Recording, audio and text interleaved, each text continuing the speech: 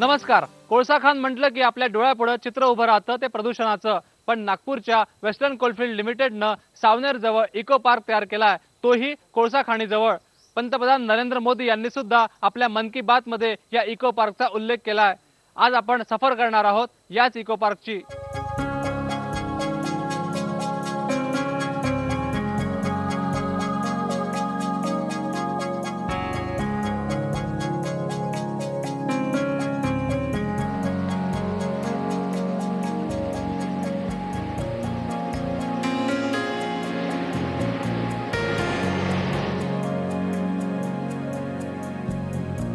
हिरवळ आणि निसर्गरम्य हा इको पार्क कोळसा खाणीच्या परिसरातच तयार करण्यामागे कारण आहे ते खाण पर्यटनाला चालना देणं. आशिया खंडातील पहिलाच असा हा इको पार्क कोळशाच्या निर्मितीची कहाणी सांगतो.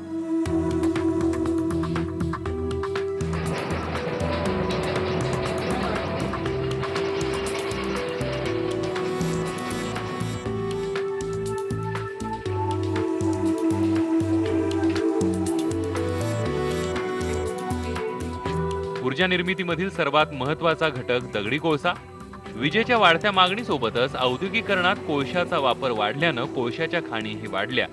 खाणीच्या परिसरात राहणाऱ्या लोकांना मात्र प्रदूषण, धूळ, कोळशाचे कण आणि मातीच्या ढिगाऱ्यांचा सामना करावा लागतोय. पण कोळसा खाणीची माहिती लोकांना व्हावी, खाण पर्यटन वाढावं यासाठी कोळसा खाण परिसरामध्ये एक इको पार्क तयार करून पर्यटन स्थळ विकसित करण्याची किमया महारत्न कंपनी कोल इंडियाच्या WCL न केली आहे. वेस्टर्न कोलफिल्ड लिमिटेडचे अध्यक्ष राजीव रंजन मिश्रा यांच्या संकल्पनेतून हा पार्क तयार झालाय. इको पार्कची जी संकल्पना जी आहे ती जवळपास 3 ते 4 वर्षाच्या आधी मी इथे GM ऑपरेशन असताना डेव्हलप झाली. आणि त्यावेळेस असं लक्षात आलं की आमच्याजवळ काही पडीत जमीन आहे आणि त्या जमिनीवर एन्क्रोचमेंट होण्याचं म्हणजे चान्सेस त्यावेळेस जास्त होते. तर आम्ही असा विचार केला की का नाही ही पडीत जमीन जी आहे ती चांगल्या कामासाठी वापरावी. आणि मग म्हणून सगळ्या आमच्या जेवढे युनियन्सवाले जे होते, वेलफेअर आमची जी कमिटी होती त्यांच्यामधून ही संकल्पना समोर आली की इथे काहीतरी असं निर्माण करावं जे आपल्या इथल्या जनतेला पण फायदा होईल आणि बाहेरच्या जवळपासच्या लोकांना सुद्धा त्याचा फायदा होईल, म्हणून ही संकल्पना समोर आली.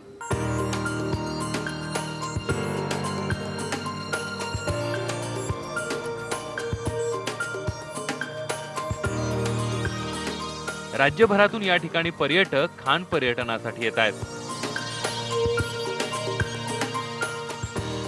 या ठिकाणी इको पार्क आहे. हे आधी 3-4 वर्षाच्या आधी काहीच नव्हतं इथे. पूर्ण म्हणजे जमीन जंगल होतं पूर्ण. पण आता इतक्या सोयी, इतक्या व्यवस्था झाल्या आहेत. आमच्या सबेरा मॅनेजरचं खूप मोठं योगदान आहे याच्यामध्ये, RS सिंग साहेबांचं. आणि इथे छोट्या मुलांसाठी टॉयलेट झुले आहेत. पुन्हा त्यांच्या खाण्यापिण्याची व्यवस्था व्हावी म्हणून कॅन्टीन आहेत आणि रेन वॉटर हार्वेस्टिंग आहे. पूर्ण म्हणजे छान व्यवस्था केली आहे. ट्री हाऊस आहे छोट्या मुलांसाठी. इतके म्हणजे इतके खुश होतात ते आले म्हणजे. आणि इथे येण्यासाठी वयाची लिमिट नाही आहे. छोटे मुलं मोठे आणि वृद्ध सगळे येऊ शकतात.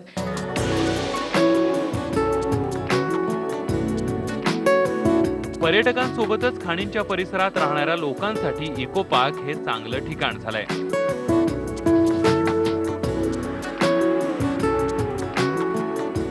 काहीच नव्हतं. पूर्ण खाली जागा होती. इथे काट्यांच्या झाडं वगैरे सगळे असं म्हणजे बिलकुल बेकार जागा होती ही. WCL वाल्यांनी यांना खूप छान जागा म्हणजे इको पार्क बनवलं इथे. आणि इथे मुलांकरिता वगैरे छान झुले वगैरे हर म्हणजे प्रकारचे इथे मुलांसाठी जे खेळणे आहे ते हर प्रकारचं लावलं आहे इथे. आणि गार्डन वगैरे इथे मुलांकरिता कॅन्टीन वगैरे सगळ्यांसाठी ही जागा फ्री आहे म्हणजे यायसाठी. आशिया खंडातल्या एकमेव असणाऱ्या इको पार्कचं वैशिष्ट्य आहे की या ठिकाणी भूमिगत खाणींची पूर्ण माहिती दिली जाते आणि तीही शास्त्रोक्त पद्धतीनं.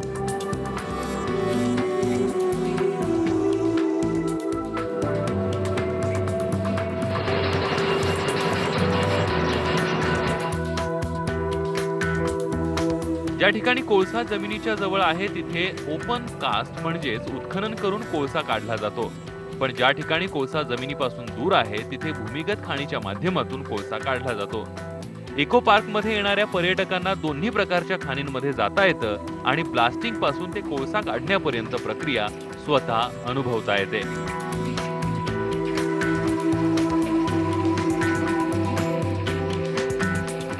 15 एकराच्या परिसरावरती इको पार्क मध्ये बागही फुलवण्यात आलेली आहे.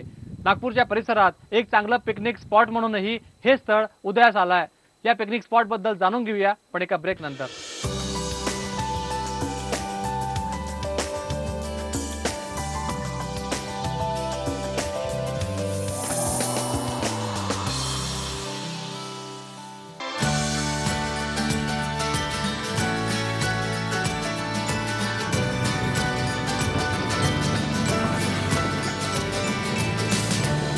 पंधरा एकरात पसरलेल्या इको पार्कला पाहण्यासाठी रेल्वे गाडी सुद्धा या ठिकाणी आहे.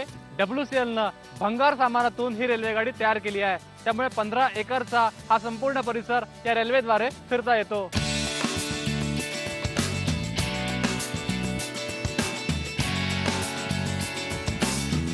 इको पार्कमध्ये कारंजी आणि पाण्याचा वापर करून विज्ञानातील प्रयोग सोप्या पद्धतीने शिकवले जातात. लहान मुलांना या ठिकाणी खेळण्यासाठी विशेष व्यवस्था सुद्धा करण्यात आली आहे. या ठिकाणी कमीत कमी 1 वर्ष काम करत आहे आणि प्रथमच आपल्या विदर्भाच्या उपराजधानी नागपूर येथे WCL सावनेरमध्ये सब एरिया नागपूर इथे हा पार्क डेव्हलप केलेला आहे. आणि हा पार्क म्हणजे 15 एकर असे ओसाड जमिनीत हिरवळ करून फार मोठं काम केलेलं आहे WCLने. आणि इथं जे कर्मचारी होते पूर्वीचे त्यांनी काही त्यांचं योगदान आहे. पुन्हा आता जे इथले sub area manager RK Singh, engineer साहेब, AP सिंग साहेब यांनी जे मेहनत घेत आहेत अतोनात रात्रंदिवस या पार्कला डेव्हलप करण्याची, त्यांची मेहनत आणि कामगार सर्व मिळून हे जे कार्य करत आहे इथं, ते फार मोठं कार्य आहे. आणि इथं जे प्रोजेक्ट बनवलेले आहेत पर्यटनासाठी ते फार म्हणजे आपल्या विदर्भाच्या नागपूरमधील एक फार मोठं काम आहे.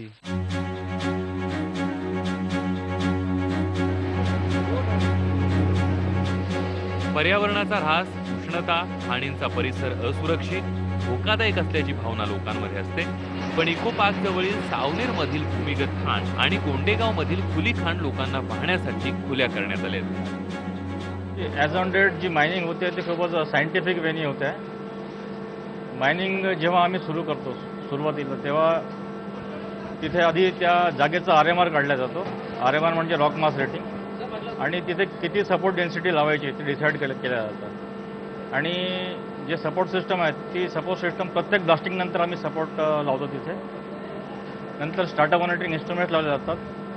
त्याच्या व्यतिरिक्त ज्या गॅसेस निघतात किंवा अंडरग्राऊंडचं ॲटमॉस्फिअर कसं आहे ते पाहण्यासाठी विविध प्रकारचे इन्स्ट्रुमेंट्स आमचे जे सुपरवायझर्स किंवा अधिकारी असतात ते घेऊन जातात. आणि अगदी सुरक्षित वातावरणात वर्किंग होतं. इथे जवळच आम्ही एक डिमॉन्स्ट्रेशन डिस्ट्रिक्ट सुरू केलेलं आहे. त्या डिमॉन्स्ट्रेशनमध्ये ॲक्च्युअल जे मायनिंग होतं त्याच प्रकारचे इन्स्ट्रुमेंट ठेवलेले आहेत. आणि ड्रिलिंग, ब्लास्टिंग, लोडिंग, बेल्ट कन्व्हेयर्स या सगळ्या मशीन्स डेमॉन्स्ट्रेशनच्या पर्पजमध्ये दाखवल्या जातात. पंतप्रधान नरेंद्र मोदी यांनी आपल्या मन की बात मध्ये नागपूर जवळच्या सावनेर येथे WCLनं तयार केलेल्या इको पार्कचा उल्लेख केला होता. अत्यंत नयनरम्य पद्धतीने या ठिकाणी इको पार्क तयार करण्यात आला आणि इको पार्क सोबतच जमिनीच्या खाली भूमिगत खाण सुद्धा बघता येते. त्यामुळे या ठिकाणची सावनेरची खाण अत्यंत खाली सुरक्षेच्या दृष्टीने उपाययोजना करून या ठिकाणी काम केलं जातं. 20 वर्षापासून या ठिकाणी काम सुरू आहे आणि आणखी पुढचे 20 वर्ष ही खाण सुरू राहणार आहे. त्यामुळे कुठलेही शुल्क न घेता या ठिकाणी ही खाण जी आहे बघता येते. त्यामुळे अत्यंत नयनरम्य असं हे पर्यटन स्थळ आहे आणि या ठिकाणी कोणीही येऊ शकतं आणि मोफत या ठिकाणी ही व्यवस्थाही पाहू शकतं. पर्यटकांना भूमिगत खाणीत जाऊन ब्लास्टिंगही अनुभवता येतं. एका शिफ्टमध्ये जवळपास 300च्या वर कामगार या खाणीमध्ये काम करतात.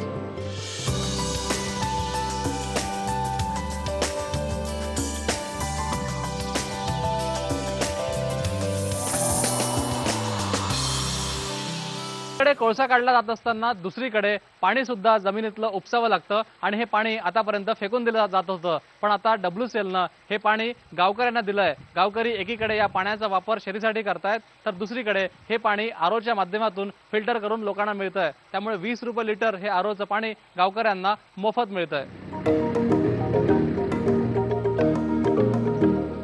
कोळसा खाणीतून भूगर्भातील हजारो गॅलन पाणी दररोज उपसावं लागतं आणि ते वाया जातं, पण त्याचा आता पुनर्वापर होतोय.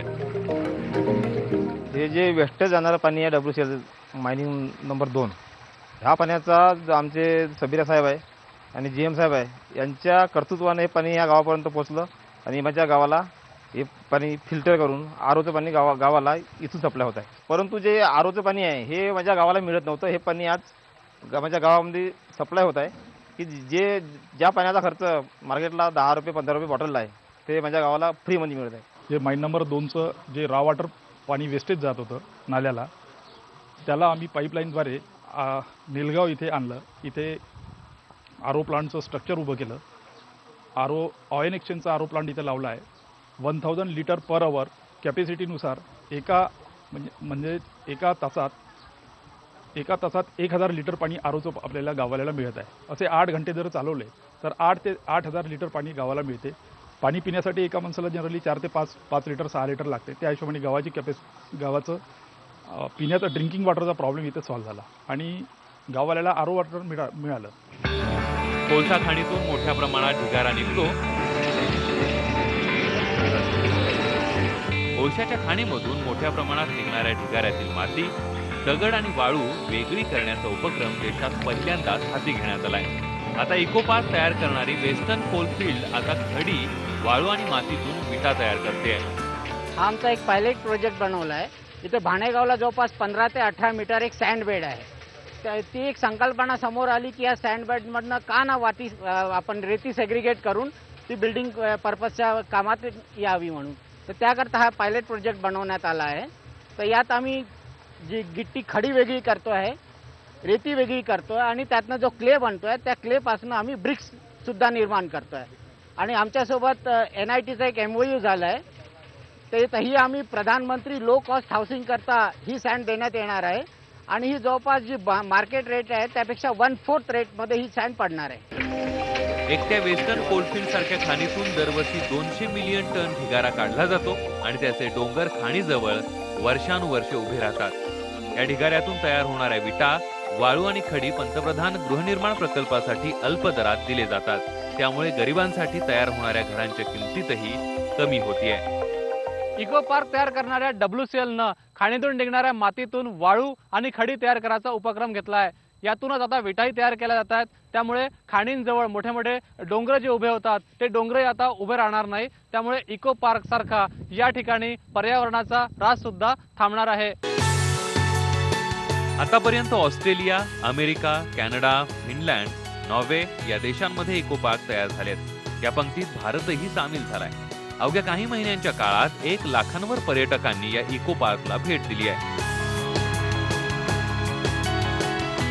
MTDCने या ठिकाणी येण्यासाठी विशेष व्यवस्था सुद्धा केली आहे. खाणींचा भाग आणि प्रत्यक्ष खाण बघण्याची संधी कोल इंडियाच्या WCLने लोकांना उपलब्ध करून दिली आहे. या इको पार्कमुळे भारतही माइन टुरिझमच्या क्षेत्रात दाखल झालाय. विदर्भात जर तुम्ही पर्यटनासाठी येणार असाल तर टायगर कॅपिटल ऑफ इंडिया समजल्या जाणाऱ्या नागपूरच्या आसपास जवळपास 9 व्याघ्र प्रकल्पाला तुम्ही भेट देऊ शकता. संत्रानगरी नागपुरात तुम्ही दीक्षाभूमी आणि 0 माईलला जाऊन पर्यटन करू शकता. पण नागपूरपासून अवघ्या 17 किलोमीटरवर असणाऱ्या सावनेर येथील इको पार्कमध्ये जाऊन तुम्ही कोळशाच्या संदर्भात संपूर्ण माहिती घेऊ शकता. कोळसा खाणींमध्ये कशा पद्धतीनं काम चालतं, टेक्नॉलॉजी या ठिकाणी कुठली वापरली जाते आणि कोळसा तयार करण्यापासून ते जमिनीवर आणून ते लोड करण्यापर्यंतची संपूर्ण प्रक्रिया या ठिकाणी सांगितली जाते. त्यामुळे या उन्हाळ्यात जर तुम्ही विदर्भात पर्यटनासाठी येणार असाल तर नागपूर जवळच्या सावनेरच्या इको पार्कला अवश्य भेट द्या. कोळसा खाणीतील पर्यटन या विशेष कार्यक्रमात आता वेळ झाली इथेच थांबण्याची. पहा फक्त IBN लोकमत.